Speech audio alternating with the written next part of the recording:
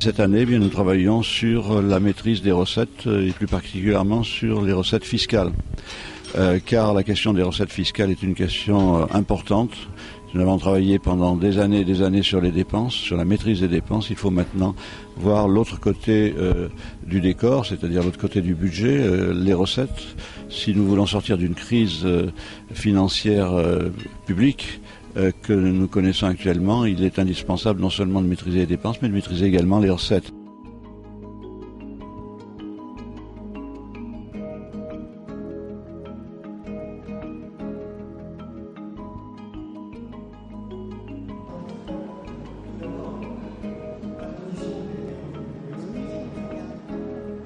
C'est vrai qu'on fait jouer aujourd'hui à la fiscalité, c'est tout l'intérêt de ces colloques de le montrer, des rôles qui sont extrêmement divers. À l'origine, la fiscalité, c'est fait pour rapporter de l'argent à l'État et faire tourner les services publics. Bon.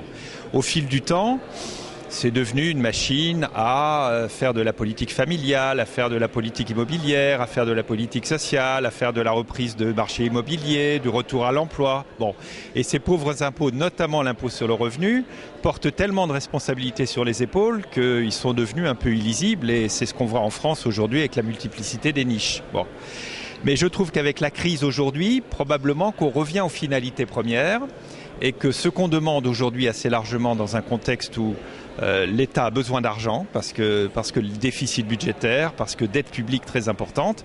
Donc le rendement fiscal revient en première ligne et on voit que quand il s'agit de rendement fiscal, les réformes vont un peu dans ce sens, qu'on s'appuie sur les impôts les plus efficaces pour ça. La TVA, par exemple. Il est beaucoup plus facile d'augmenter d'un point le taux de TVA quand on veut faire rentrer de l'argent que de manipuler tel ou tel aspect beaucoup plus compliqué.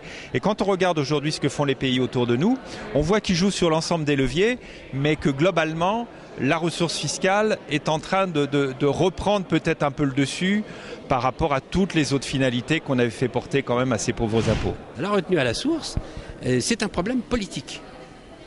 La retenue à la source, dès lors qu'elle s'étendrait à l'impôt sur le revenu, accentuerait, j'allais dire au maximum, le caractère anesthésiant de l'impôt.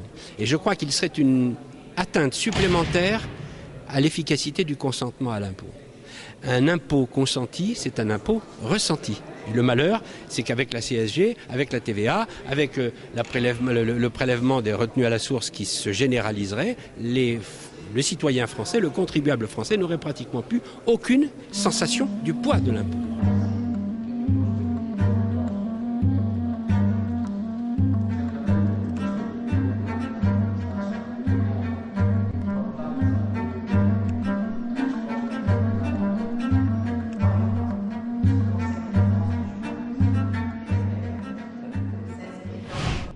La concurrence dans le secteur d'imposition directe, surtout l'impôt de société.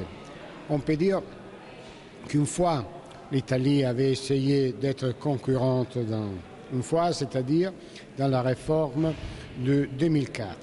Dans la réforme de 2004, l'Italie avait baissé les taux à 27%, 5 points importants, et d'autre côté avait introduit les régimes de PEX, exonération de dividendes et exonération des plus-values et de participation en société de capitaux.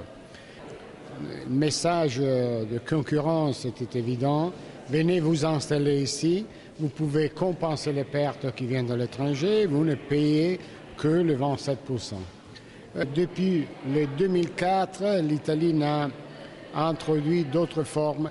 On peut dire qu'il a choisi l'autre forme de réaction aux relations internationales, c'est-à-dire la procédure de lutte contre l'abus fiscal ou l'abus de droit.